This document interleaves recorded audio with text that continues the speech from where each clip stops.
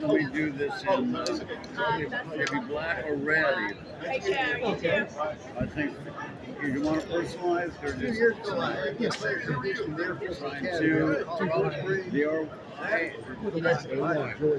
see, you have to tell me right before I sign. I get to tell the stories. That's it. Montana. My wife had a cousin, has a cousin Y-A-N. in Colorado Springs with district out there.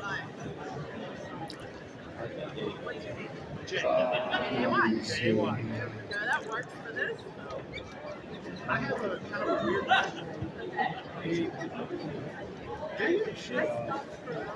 Okay. What did you do in the airport? What did you do in the airport? The last couple of years.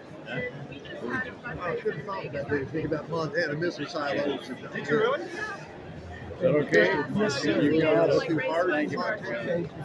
Billings, Montana. But yeah, so the gates. Paul, I've been sober for 2 years now. How many? 2 years. Fantastic. Ever since I found a home here in Knoxville, Tennessee.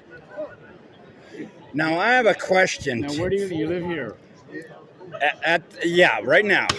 2 years. How long? 34. Sober. Sober.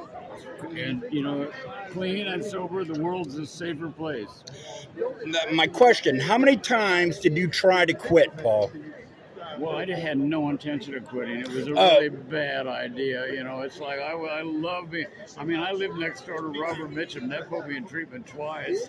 So you never had you never had that yen to quit. It was always like. I'll tell you a quick story. I did a. First of all, I tried to quit for my girlfriend. You know, just because she was leaving.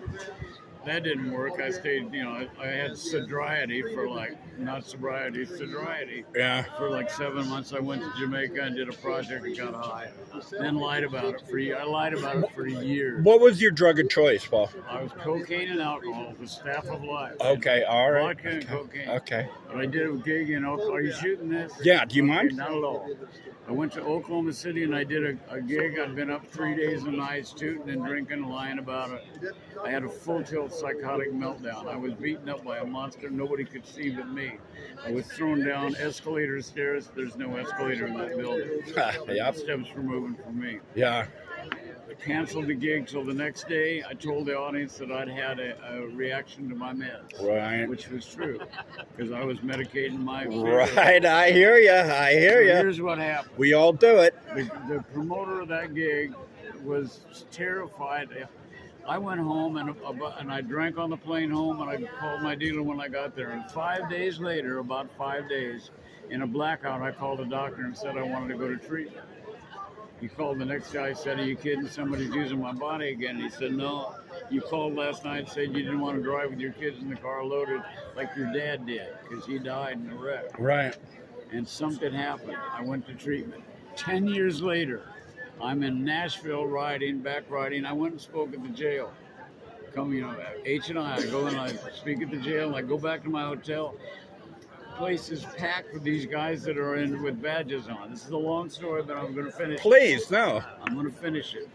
10 years sober. 10 years later, sober. 10 Okay. years All later, right. sober. All right. I'm a certified drug and alcohol counselor. I mean, I'm in it deep. Okay. I Okay. go in there and I go to my hotel room, and my key won't work for 3 days in a row. I go down there. I have to make my way through this crowd. I say, "Why the hell should I have to go through this crowd?"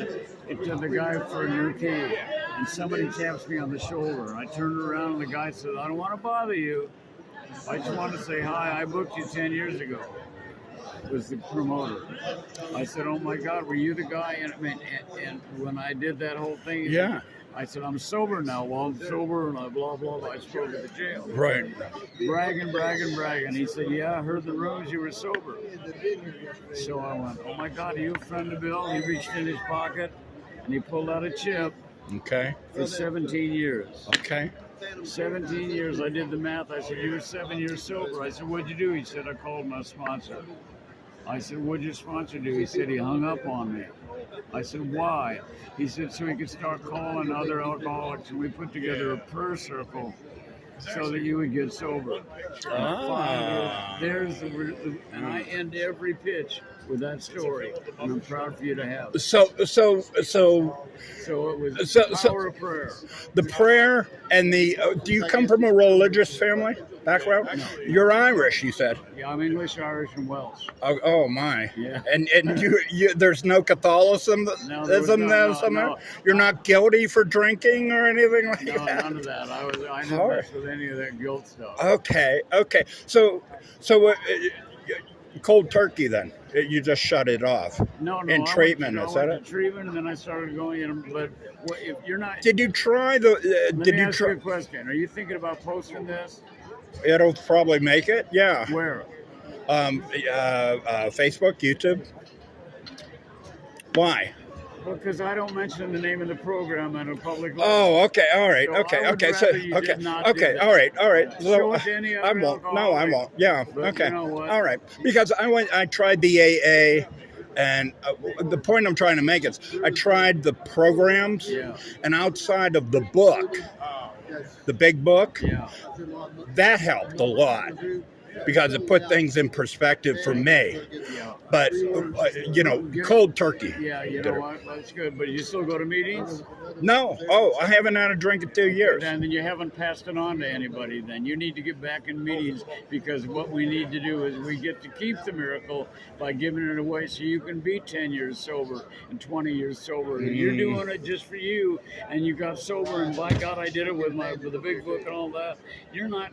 There's not. I've got a trail of people that have made me told me their stories and kept me sober.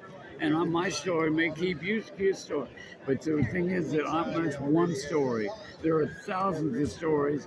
And not only that, you'll never know when you share something in a meeting and some kid walking in there goes, God damn, that sounds like me.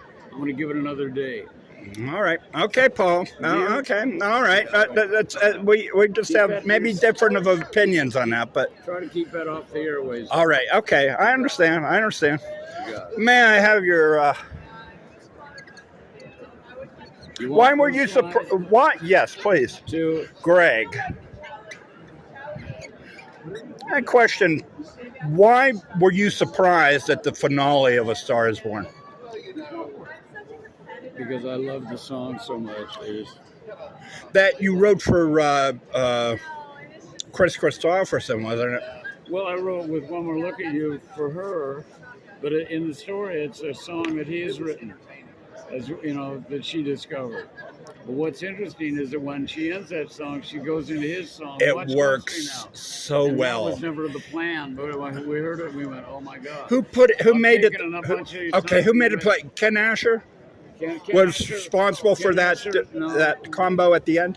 No, Barbara put that together, but Ken and I wrote it. Oh my God! Craig, I've been. Thank you. All right, people have been Paul. really Okay, patient. thank you. Thank You're you. welcome. Good luck.